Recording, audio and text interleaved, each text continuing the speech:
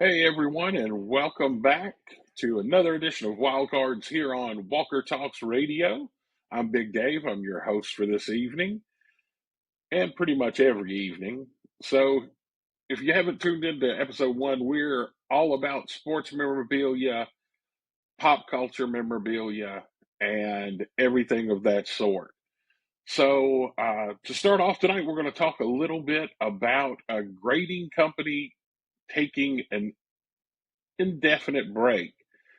Hybrid Grading Approach, HGA, released a statement today saying that they are going through a corporate restructuring, which basically means that they are out of business for the foreseeable future. HGA has struggled since COVID to keep up with PSA, BGS, SGC, and CSG.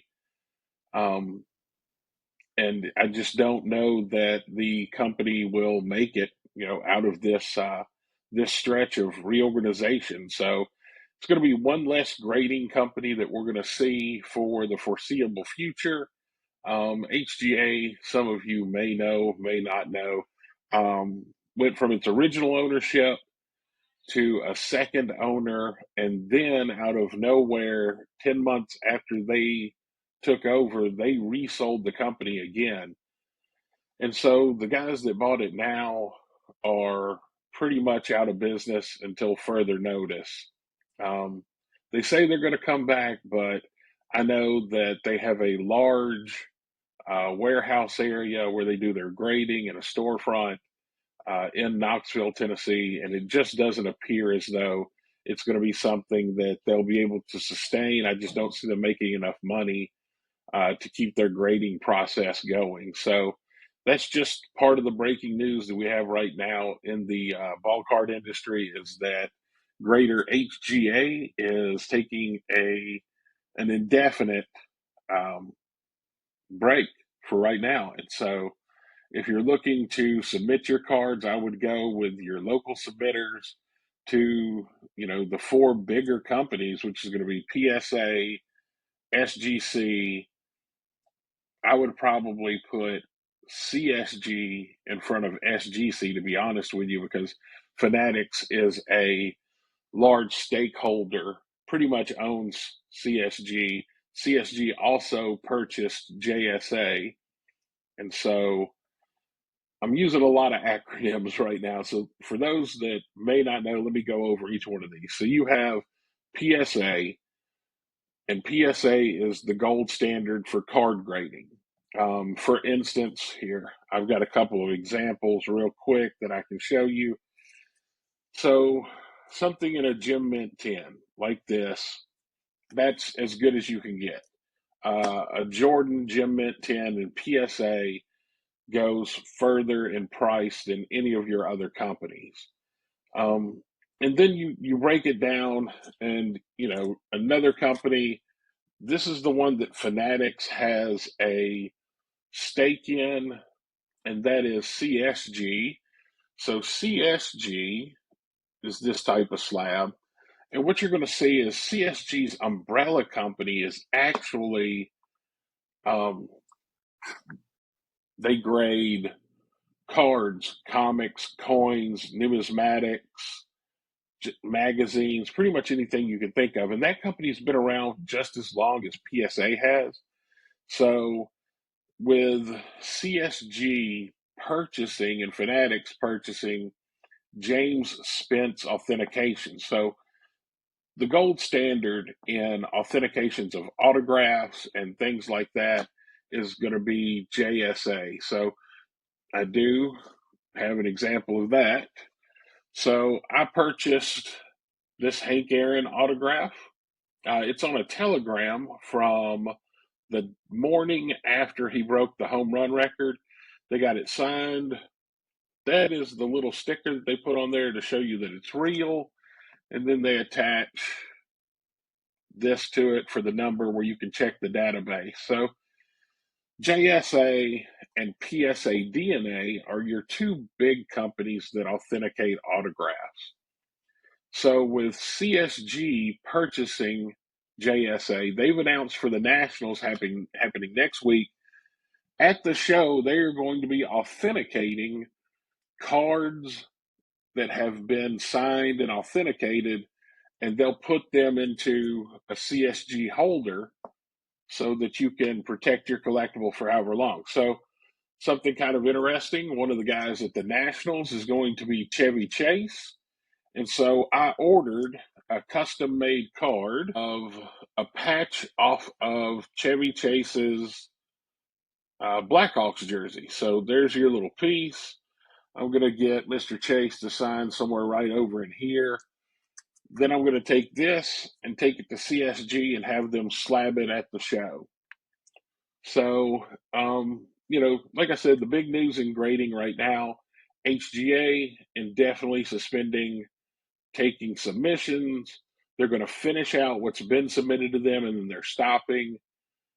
CSG JSA announcing right before the Nationals that they're going to be authenticating and slabbing cards as authentic in a joint partnership. That takes away from Beckett Grading, who Beckett was using JSA. Now that they've been bought by somebody else, that's pretty much all over with. We have Beckett. Beckett's going to be doing on-site grading at the Nationals, and I would probably rather get my stuff graded by PSA or CSG. It's just, as far as the money goes and the value, that's where you're going to get into stuff. Also, I know I showed one last week, but the third company that I would use is SGC. They call them the Tuxedo, black and white.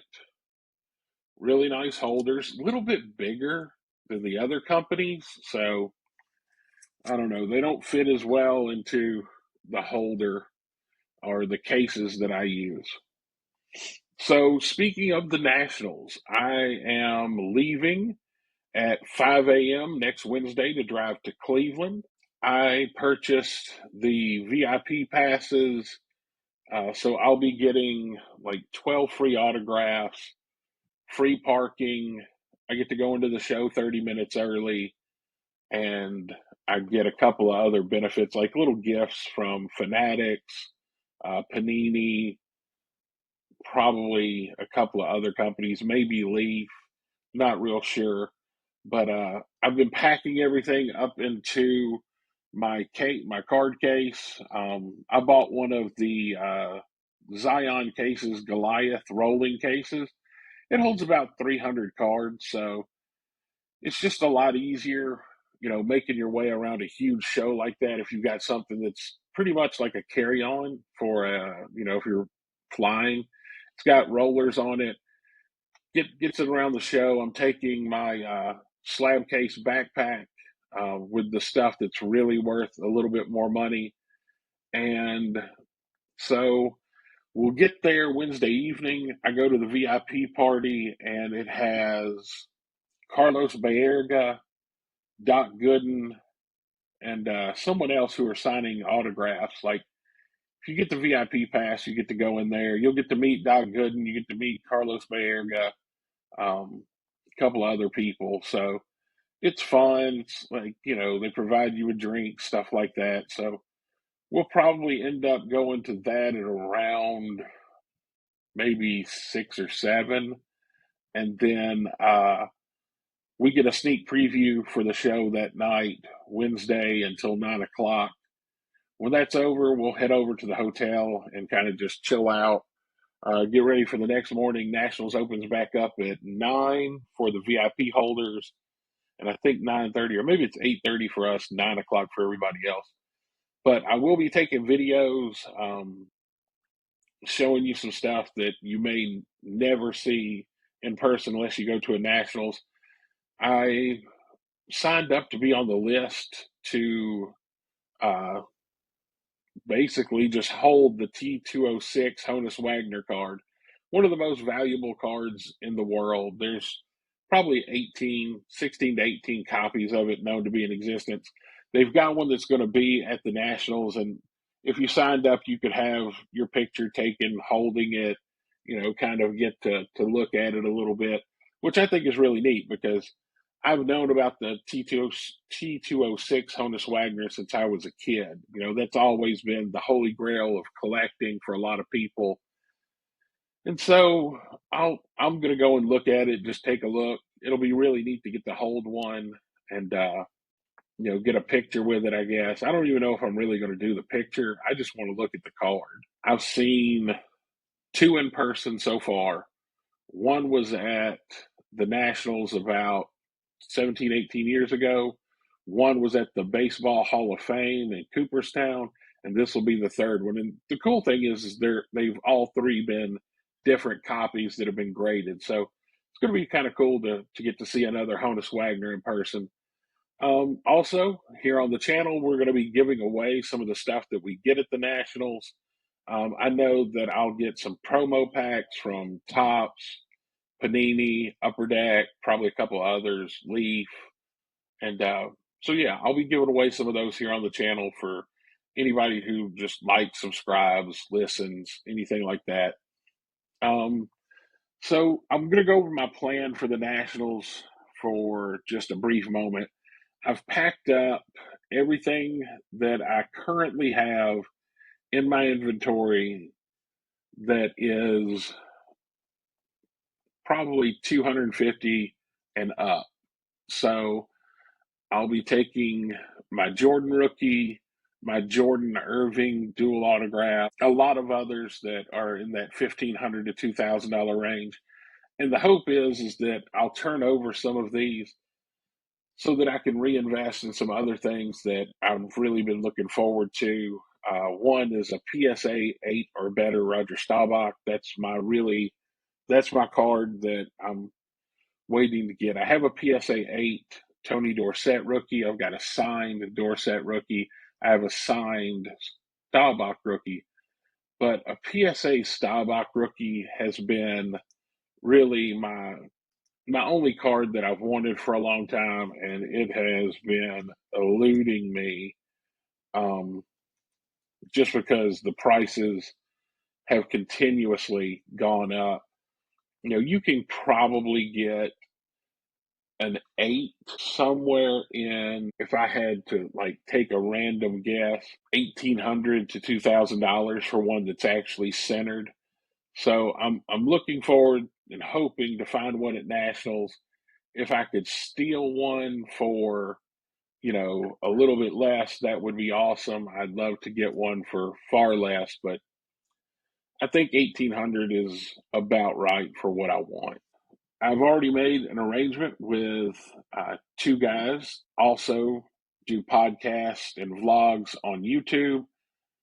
And one of them is buying my Ellie De La Cruz rookie numbered to 25 autograph, probably looking to get about 1,200 for it.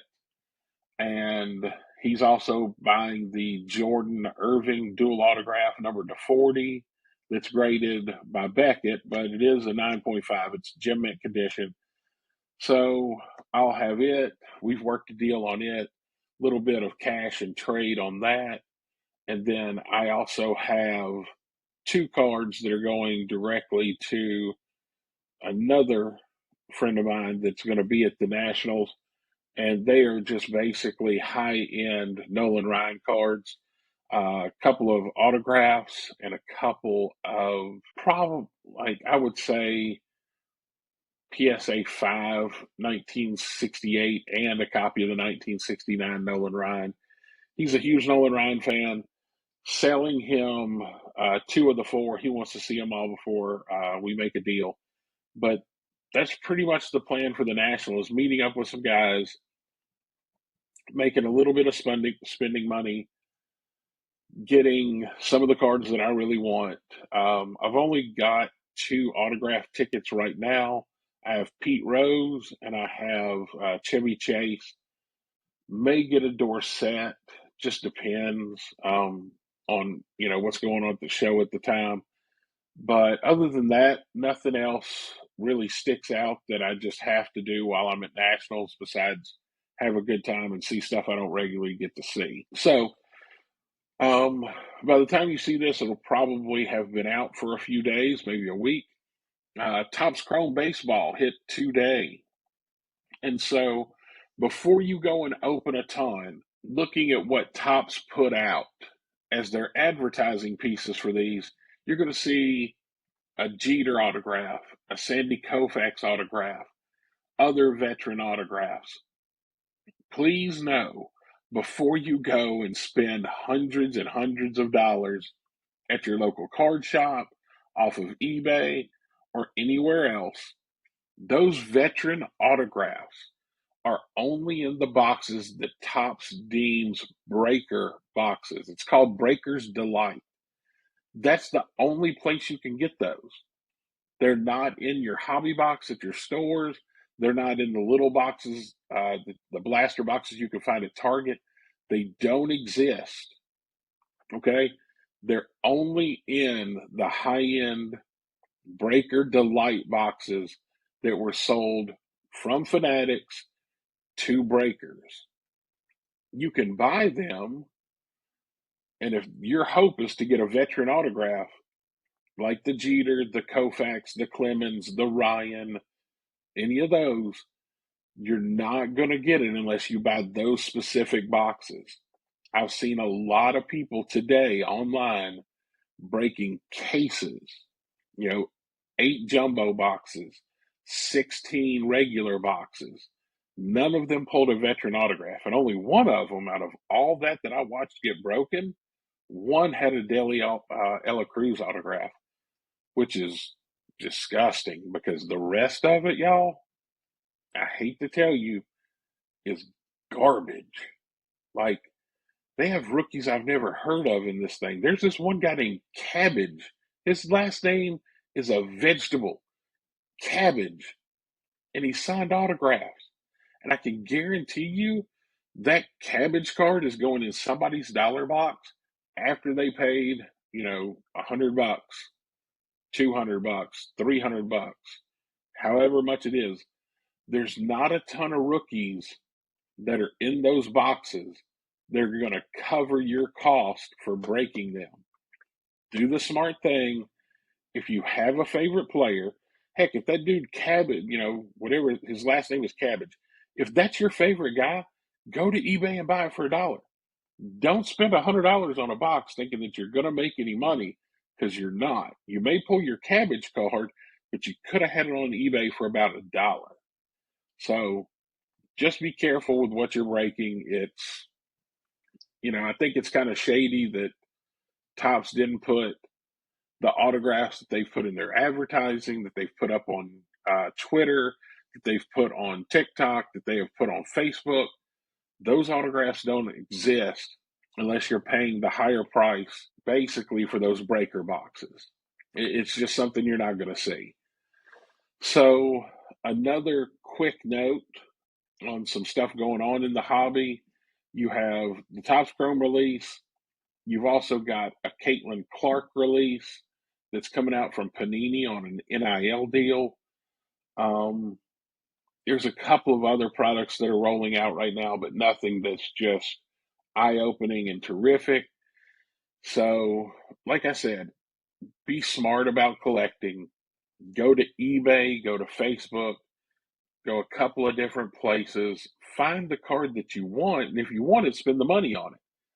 Like, for these guys that are breaking $1,000 worth of Topps Chrome boxes to get one, if any, Ellie De La Cruz, because this is his highest, that's probably the highest priced card in the set.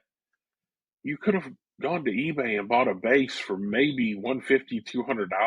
So it just makes a lot of sense, man, to let other people do the breaking and let you do the buying after the fact. Like, I know that I'm here hosting this, but I don't open boxes ever.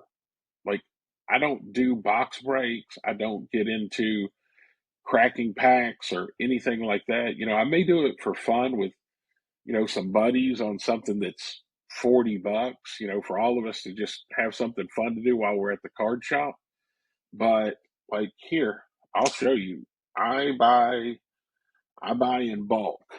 Like, every one of these, all autographed, nothing great, but I pick up an entire lot of 60 something autographs for $25. even if I sell them at $1 a piece, I'll make $35. But everything that you see that I'll show you here on this channel and everything else, it won't be something that I pulled from a pack. I do collection buyouts. I get a lot of stuff off of Facebook. I just bought several cards off of eBay the other night. I find them at yard sales. I find them pretty much anywhere. And so the big thing you have to realize is that if you want to go out and get whatever it is, you can go and do it. There's nobody stopping you from looking through Facebook groups, looking on Marketplace, scanning through eBay. Find stuff. Like, you got some weird people in this world who put stuff up for auction at 2 o'clock in the morning. Go find, if you find a card and some weirdo is listing it to end at 2 o'clock in the morning, you're probably going to get a good deal on it, because there's not going to be anybody awake who's just staying up besides you and maybe two or three other people. You just outbid them. You get your card at a much lower price. A prime example of that is if you want to go look at eBay on the completed auctions for Ellie De La Cruz Bowman Mega Box Variation autographs, you'll see that I absolutely stole one yesterday. It was just yesterday. Those cards normally sell for about $1,200. A guy had it listed at $1,200. I offered him $400, and he snap took it. There are going to be times when you find people in this industry who maybe they're just getting out of cards. Maybe they don't want to hold anything. Maybe they think he's going to be a bust.